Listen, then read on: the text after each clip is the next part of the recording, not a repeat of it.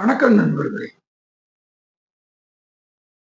செங்கோன்மை அதிகாரத்துல இப்போ நம்ம 10வது குறளுக்கு வந்துட்டோம்.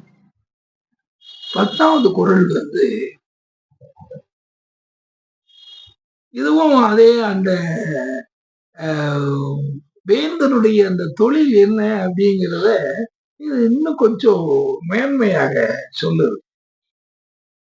என்ன சொல்றாருன்னா 10வது குறள்ல, கொலையிற் கொடியாரை வேந்தறுத்தல் பைங்கூழ் களை கட்டதனோடு நேர்.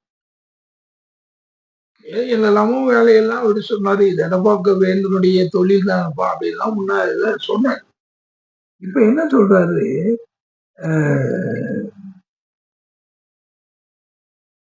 கொலையிற் கொடியாரை வேந்தறுத்தல். இந்த ஒரு இதுவும் வருது. நீங்க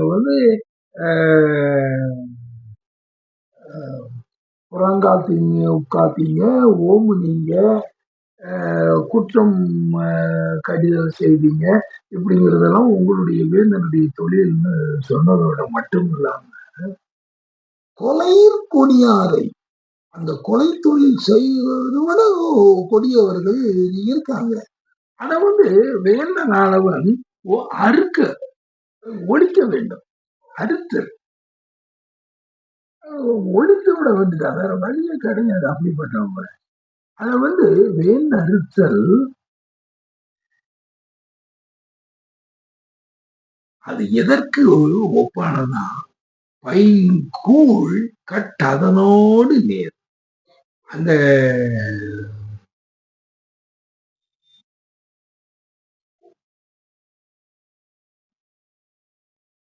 பயிரை காப்பாற்றணும்.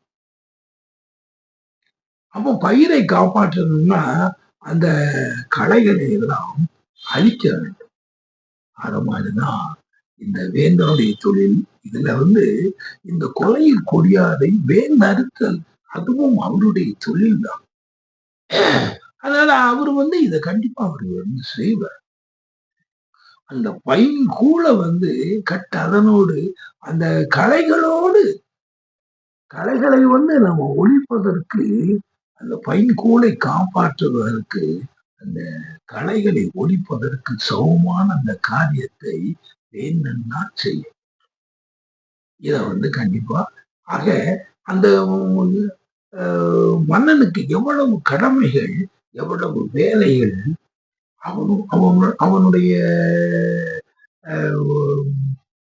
அவனுடைய செங்கோன்மை, அவனுடைய இயற்கையான அந்த தன்மை, இப்படியெல்லாம் பார்த்தாச்சுன்னா சொல்லும் பொழுது எப்படி ஆச்சரியமான ஒரு அதிகாரமாக இருக்கு. சரி நண்பர்களே, நம்ம 10வது குறளை முடிச்சிட்டோம். அடுத்த